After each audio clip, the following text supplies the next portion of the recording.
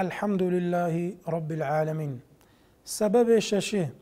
اشوان سببا اوید خشوع بدست مروی وقت این بو نویجا مروی وقتی مرو نویجا بکت هزرا مروی سر نویجا مروی بد خیال و هزرت مروی نچنش دروا مروف خشیش نویجا خو ببیند خد داخلتیت مروی کم بن او وقتی مروف قرآنت خوینت نویجا دا مروف دنگ خو پی خوش بکت اب تجوید بخویند الجه ادغام بكت ادغام، جه اخفاء بكت اخفاء، جه دريش كرنه ومده دريش بكت.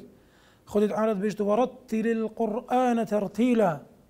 يعني قرآن بترتيلي بخوينن حق بيبدنه بجون توازا بزان دير كير راوستن دير كير دس بكن. وحديثك دواتي امام دارمي روايات كت شيخ الباني صحيح كت پیغمبر خدا عليه الصلاة والسلام بيقول زينوا القرآن بأصواتكم فإن الصوت الحسن يزيد القرآن حسنا. بيجد قرآن بدنگ تخلو بكن بخملينن چنكي دنگ خوش خملكي وخوشيكي پتر داخل قرآن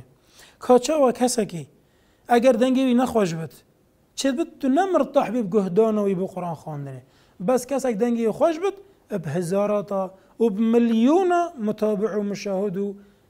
يتهين او تجوه خواندنه بوچي چنكي خوشيات ده هي وجا اگر وقت قرآن تخويني تدنگ خوب خوش کر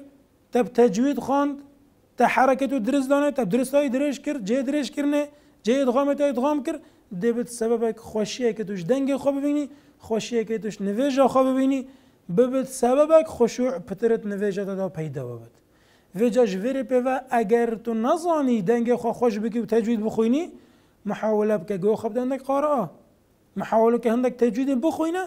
داتو تطبیق بکی ببت سببك خشوع بوتا فترة نفيجاتا دا پیدا ببت والحمد لله رب العالمين.